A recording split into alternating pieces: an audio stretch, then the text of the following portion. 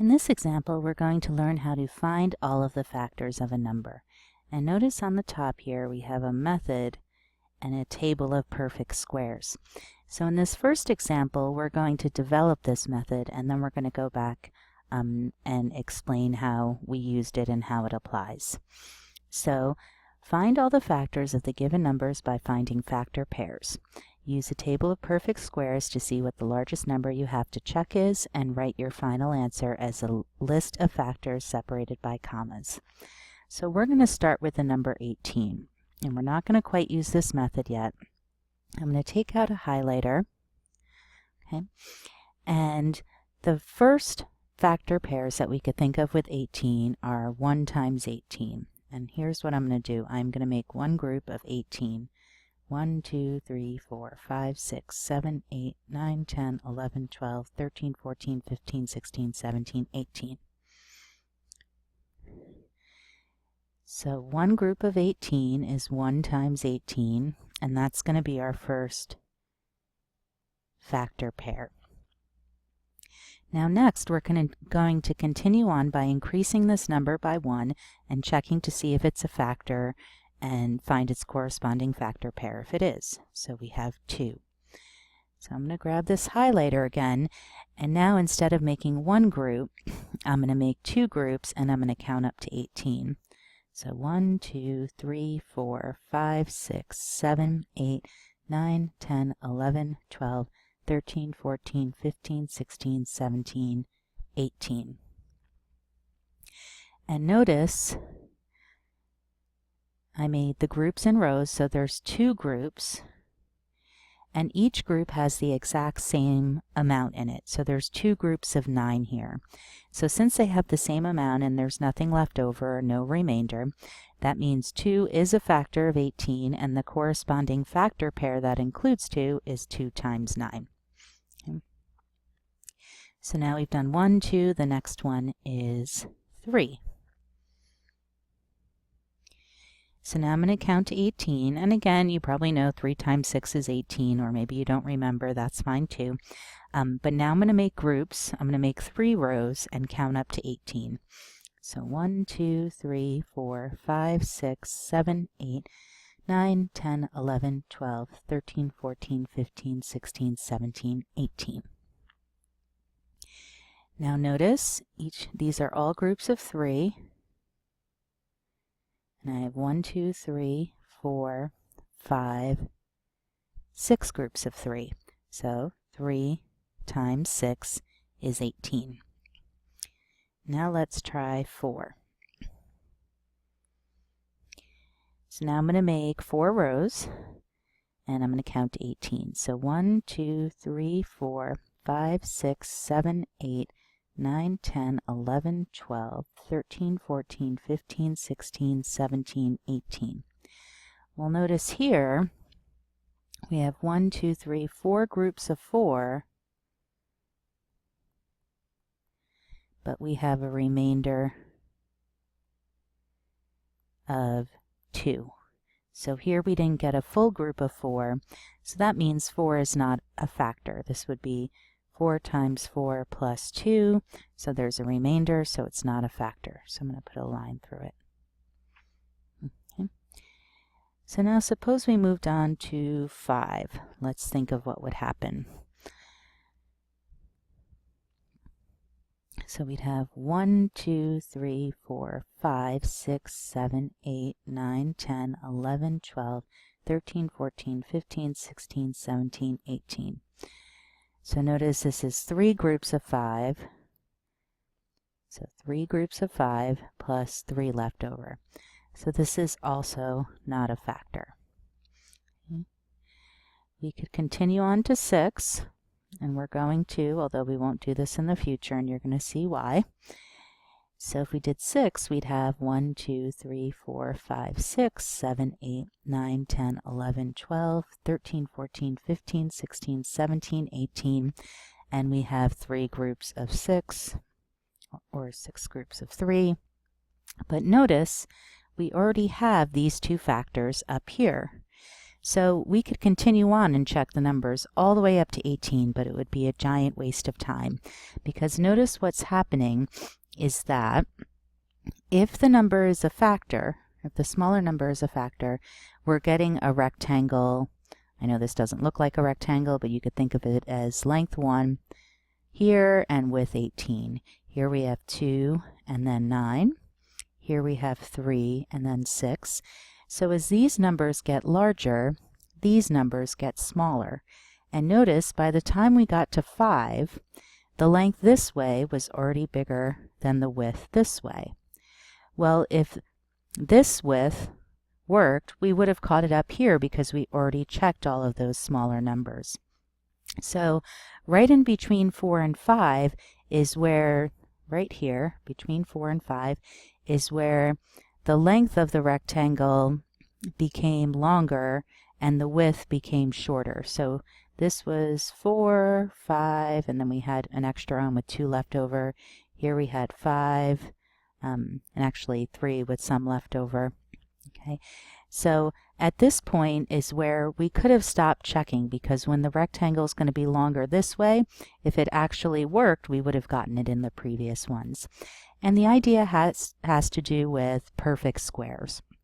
So rather than check from 1 all the way up to 18 or do any of these repetitive ones that we've already gotten in previous ones, we can stop, as described up here.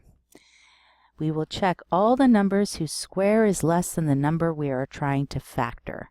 And I know that's a mouthful, but basically what it means is you're going to go to this chart. So if we had 4 squared, that would be a perfect square where the length and the width are the same. And the same with 5 squared, the length and width would both be 5.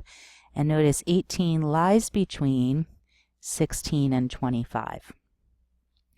So any rectangles we made with 18 would fall in between at most 4 and 5.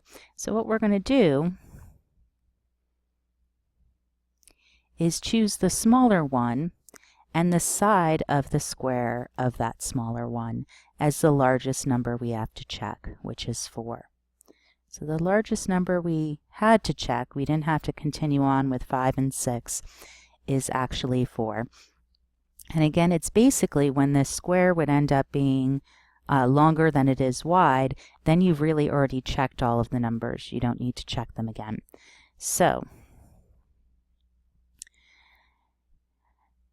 now that we've completed this list, we're going to write them as an ordered list separated by commas.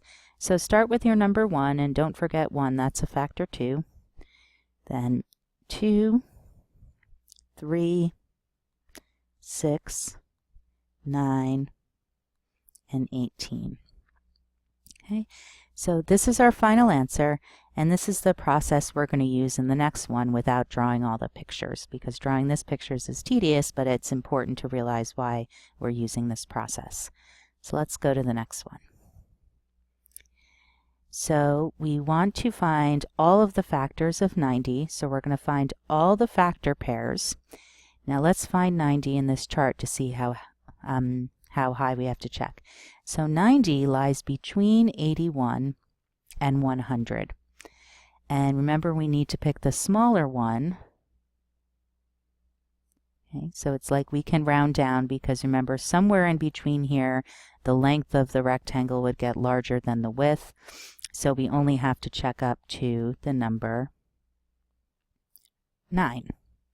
Okay, and that's a lot better than checking all the way up to 90. I think you'll agree.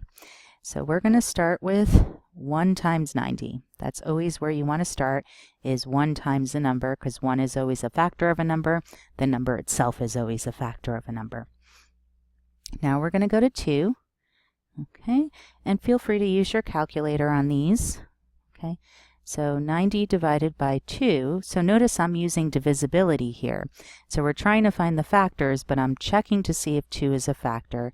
So I'm trying to see, is 90 divisible by 2? And it's even, so we know it is. But the result is 45 exactly, no remainder, so that's my corresponding factor. Now we're going to check 3. And I'm going to ask, is is 3 a factor of 90? So I want to see, is 90 divisible by 3 equivalently? So 90 divided by 3 gives me 30. So now I know another factor of 90. We have 3 and 30. Let's try 4. So is 4 a factor of 90? And if so, what's the corresponding factor? And notice I have 0.5. So 0.5, we'll learn more about what that means later, but now we know that it means it has a remainder. So it's 4 times 22. And there'd be some remainder. In this case, we don't have to find it, but I just want to remind you, well, 4 times 22 is 88. So 90 has 22 groups of size 4, but the difference between 90 and 88 is 2, so there'd be 2 left over. So that means 90 is not divisible by 4. 4 is not a factor of 90. So we can just cross this one out. And again, when you're finding these, once you see that there's a decimal there, that means it's not a factor. You can just cross it out. So now let's try 5. Well, 90 divided by 5 is 18. Okay, and just bearing to mind, this is really why this process is so useful. You may want to just try to think, well, what factors of 90 do I know? 9 and 10 are some obvious ones, 5 and 2. I actually didn't know off the top of my head that 18 was a factor of 90. It's not one I'd think of really quickly, but using the systematic process of checking all the smaller numbers, you also get those bigger numbers that are harder to think of. So we have 5 and 18. Let's check 6. So 90 divided by 6, well, that's a factor too. 6 is a factor, and its corresponding factor is 15. Let's check 7. Notice there's a remainder, and I'm just going to cross it out. I don't need to know what the remainder is. I'm just trying to find the factors. Now let's try 8. Is 90 divisible by 8? There's a remainder, so no, it's not. So it's not a factor. And the last one I have to check is 9. And you probably know that 9 times 10 is 90, or you could divide 90 by 9 and you'll get 10. And that's the last number we have to check. And just to reinforce the last idea that we talked about of why we have to check this high, notice if we kept checking, the next one we would check would be 10, but we already got 10 with the 9. So that's the point where it crosses over into these numbers being bigger than the second numbers, so we would have already gotten them. So checking beyond there is a waste of time. So now we'll just make our list. 1, 2, 3, 5, 6. So notice I'm going in order. 9. 1, 2, 3, 5, 6, 9. Now I'm going to go back up the other way. 10. 15, 18, 30, 45, and 90. Okay, so notice 90 has a lot of factors. And again, it's really hard to think of all of these off the top of your head or think of them in terms of the multiplication table when they're larger numbers. So that's why we need to use this method to make sure we don't miss any.